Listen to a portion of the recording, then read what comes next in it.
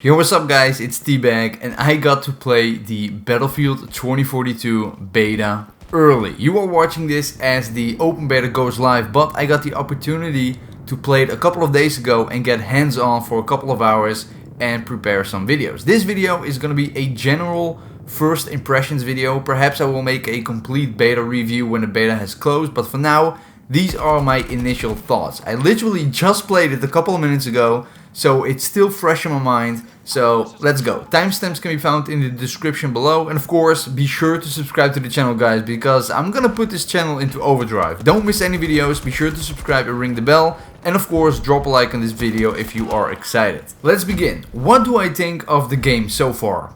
Honestly, I think it's awesome. I think we're gonna have a hell of a time these next few years with Battlefield 2042. Literally the first couple of seconds I played the game, I knew it was gonna be good. It felt solid, and I'm sure you guys know by now that I like to use the word, well, solid when something feels solid. Everything from the graphics to the gunplay to the vehicle physics, it felt pretty good, but not everything blew me away right away. I still have some concerns, but overall I'm very happy with what I got to play. And keep in mind, the beta is a couple months old build, so the final game should play and feel even better. Anyway, let's go to the things that I liked and the things that I disliked. I'm gonna go over each topic really quickly so that this video won't be 5 hours long. Timestamps can be found down below. First off, the graphics. The graphics are great. Everything from the particle effects to the, overall aesthetics and, art style. I really like it. They definitely went with a less gritty look for the game, that's for sure. Like, the overall art style feels more airbrush, if you will, compared to other Battlefield games, if that makes sense. This airbrush look, I'm just gonna call it an airbrush look, is not necessarily a bad thing, by the way. It definitely will help with overall visibility, especially compared to Battlefield 5. However, I do need to say that the leap in graphical fidelity is not as big as I was hoping it to be. For example, the difference between Battlefield Hardline and Battlefield 1 is absolutely insane. Like, Battlefield 1 has next level graphics compared to Battlefield Hardline, which was the game that came before. Battlefield 2042 doesn't really feel quite as next level, probably because it's still a cross-generation title, but overall it's still a very nice visual upgrade compared to Battlefield 5. And keep in mind, all footage you see in the background is recorded on PC with all settings cranked up to Ultra. The next topic in regards to presentation is the, you guessed it, sound design. Oh man, here goes T-Bag again talking about audio and sound design. Yes, deal with it. Too many people are sleeping on this topic. It's extremely important, not only for gameplay with like footstep audio and audio balance and stuff, but for the immersion too. Remember, some people like to feel immersed in the world of the game they are playing in. Part of the reason why Battlefield 1 is still so beloved. So, what about the audio in Battlefield 2042? Is it good? I think so, yes. I think it's good. I like it. There are a lot of cool little sound effects added to different aspects of the game. My favorite is when you bring up the attachment cross menu, whatever you want to call it, for your gun. I really like it. Don't worry, we're gonna talk about the attachments and stuff in a minute. But yeah, overall, the audio is good. Overall, sound design is good. Most of the sound effects are really good. I'm not entirely sold on the hit markers and kill confirmation sound effects. I mean, they're good, but it's still not as good as in Battlefield 1 or even in Battlefield 5, especially with headshots. But overall, happy with the sound design. It sounds high quality. They definitely went with a more punchy, mid-heavy attack, but it's good, I like it. Next up, let's talk about the UI. I personally love it. I've seen some people online saying it looks outdated for some reason, but I really don't agree. I love the UI design in this game. First of all, I think the kind of futuristic, kind of light green tone of the hood is awesome. I think everything is really clear. There aren't any elements on screen that get lost in the background like it was in Battlefield 5, for example. They also don't get in the way and clutter up your screen. The inventory looks clean, same goes for the minimap, but there are a couple of things I would like to see being changed. Mainly the kill feed and your personal kill feed. You know, the feed you get when you get points and killing players and stuff. First of all, I personally don't like the fact that the kill feed is not at the top right corner of your screen anymore. It's now to the left above your minimap. I just don't like it. I guess it's because otherwise your screen gets filled with information, and with 128 players your kill feed could go crazy. But I honestly wish we can just have the option at least. Same goes for the personal feed. I really don't like this, to be honest, because you have the enemy killed confirmation symbol, which is a skull icon like in Battlefield 5, plus the enemy's name in the center of the screen when you kill somebody, but then the points you get for killing and stuff is off to the right.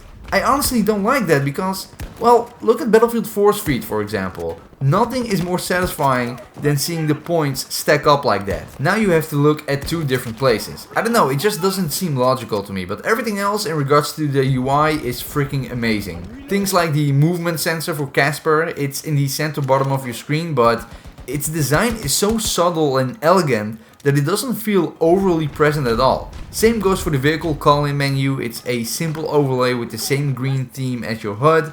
It looks cool, it's very clear, and does exactly what it needs to do. Same story with the attachment cross menu, whatever you want to call it. It's such a simple design, but extremely effective. So on console you press L1 to bring up this menu, and normally this button was reserved for the grenades, but not anymore. The grenades are located on your up directional button this time. Now some of you may not like this, but it kinda grew on me. You will have to get used to the fact that you're gonna be using this menu a lot in game, so having it on an easy accessible button like L1 is actually a very good idea. Also, now with the grenades being less accessible in a way, you know, it requires some extra steps to equip and throw them, the amount of spam is gonna be way less, and that's definitely something I noticed in game, so that's a big plus. But anyway, regarding the attachment swap cross menu, like I said, it's very intuitive, it looks cool, and it does the job perfectly. I still don't know if it's customizable, like if you can choose which attachments you want to have in the available slots, but I guess we'll have to find out when the game launches. Speaking of which, let's go over the attachments and the gunplay itself. So the attachments you choose do have an effect on the performance of the gun, obviously. For example, you can choose high-powered rounds, which will do more damage but will have reduced magazine capacity and increased recoil. And speaking of recoil, yeah, there is very little recoil overall in the game, in my opinion. You will have no problem keeping your sights on target while shooting, and I think that's kind of a bummer because with low recoil guns, most of the time you'll end up with, you know, most of the guns feeling the same, which kind of lowers the skill ceiling in a way, which kind of sucks. Another example is the barrel attachments. You can see the stats change with different barrels and or suppressors, and I'm pretty sure suppressors are gonna lower your muzzle velocity just like they did in Battlefield 4, and I don't know how to feel about that, to be honest, because the muzzle velocity is already extremely slow in this game, at least on the sniper rifle we got to play with in this beta. Like, you can see in the background footage right now, it looks like the bullets are like traveling near the same speed as you have in Battlefield 4, which is like 400 or 500 meters per second max. You can see me lead this easy shot and I still shoot behind the target, so it's almost gonna be impossible to hit a target that's moving all over the place, especially over longer ranges. I'm pretty sure this is by design, of course, because they probably heard that people dislike the Battlefield 1 gunplay, and I reckon they thought they needed an even more strict rock, paper, scissors gun balance for Battlefield 2042 because all the maps are so big. So in order to reduce the effectiveness of the sniper rifles, and you know, let's be honest, in Battlefield 1 and Battlefield 5 it's extremely easy to snipe because of the lack of bullet drop and the insanely fast bullet velocity. So in Battlefield 2042 it feels like they reduced the bullet velocity drastically. Like, I honestly feel like this is a little bit too slow, or maybe it's just this particular sniper rifle. Another thing you may have noticed is that just like in Modern Warfare 2019, you can now reload your guns while still aiming down your sights. That's pretty interesting. So what about the vehicles then? How do they feel? Well, let me tell you.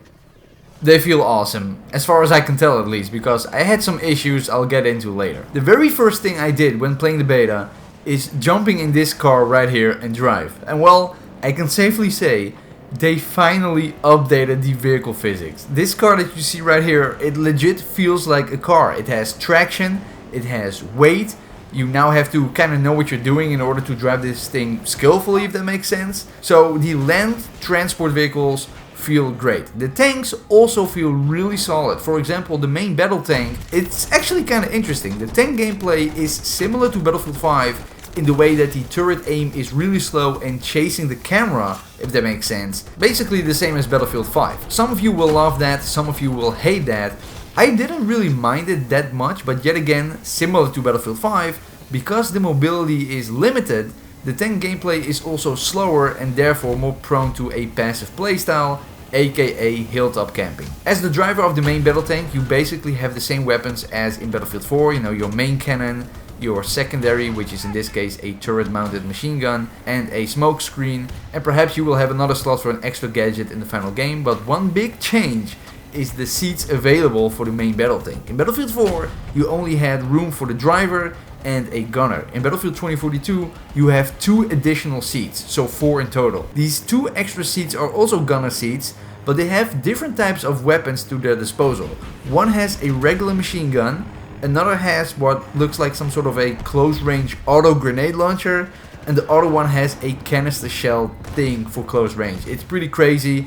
So a fully stacked main battle tank in Battlefield 2042 is gonna be a force to be reckoned with. As for the heli, you know, nothing much has changed. The guns feel slightly different, but essentially it's the same thing. However, the jets have been drastically overhauled and I love it. Now, the gameplay for the jets and the heli in the background is garbage because unfortunately in the beta you didn't have, you know, the same control schemes as you have in previous Battlefield games. So I simply could not fly those things, but I did get a taste of what they feel like, and like I said, I absolutely loved it. The air combat in Battlefield 2042 feels like they took a look at Ace Combat Assault Horizon. You can now zoom in with your cannon while in third person. It's such a cinematic experience. I think it's awesome. Also, the way the air vapors on your wings as you pull a tight turn is just incredible. I loved air combat in Battlefield 4. And in Battlefield 1 it was extremely casual, and Battlefield 5 I simply didn't like it. But I feel like I'm gonna have a hell of a time in Battlefield 2042 when it comes to air combat. But we have some more new stuff, like the specialists. In the beta you have access to the 4 specialists we already know. And to be honest,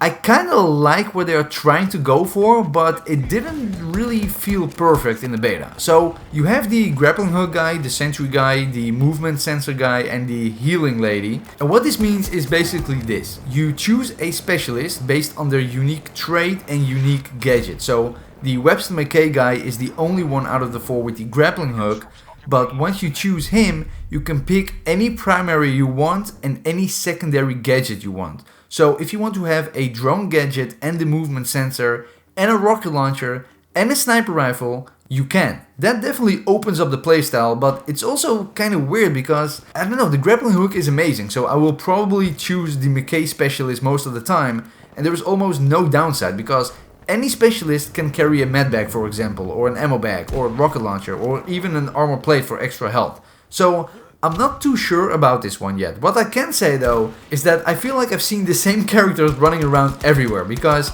you have 2 types of enemies. You have the real players, which are one of the 4 specialists, like I say, and they all look like, well, one of those 4 specialists, because as far as I know, you don't really have any different types of cosmetics in the beta, so everybody ended up looking exactly the same, which is kind of weird. And the other enemy is the AI soldiers, and let me tell you, these are some of the dumbest soldiers I've ever seen in a video game. They move like complete bots, like literally actual bots obviously in this case. They are trash, and if you kill them, you are just extremely disappointed by the fact that they are not a real player. Every time I killed someone or an AI soldier and I saw that it was an AI soldier instead of a real player, I was like, man, that's not satisfying at all. But I don't think this is going to be a huge problem in the final game, because they are mainly there to fill up a server, and I'm pretty sure that most of the servers are going to be full with real players when the game launches. As for the map itself, Orbital, I can say that it's big. Like, I think it's actually a little bit too big. Or the design of the map wasn't optimal, because the map itself is freaking awesome. It looks amazing. You have the rocket launch that just forces the whole lobby to stop what they're doing and look at the takeoff. But, you know, something about the flow of the matches that I played seemed a little bit off, without direction, if that makes sense. There was no real urge to kind of go from one objective to the next. Maybe that's because of Conquest though, but who knows. Another thing I want to highlight is the freaking tornado. This is one of the coolest things I've ever seen in a video game. If you get close to it,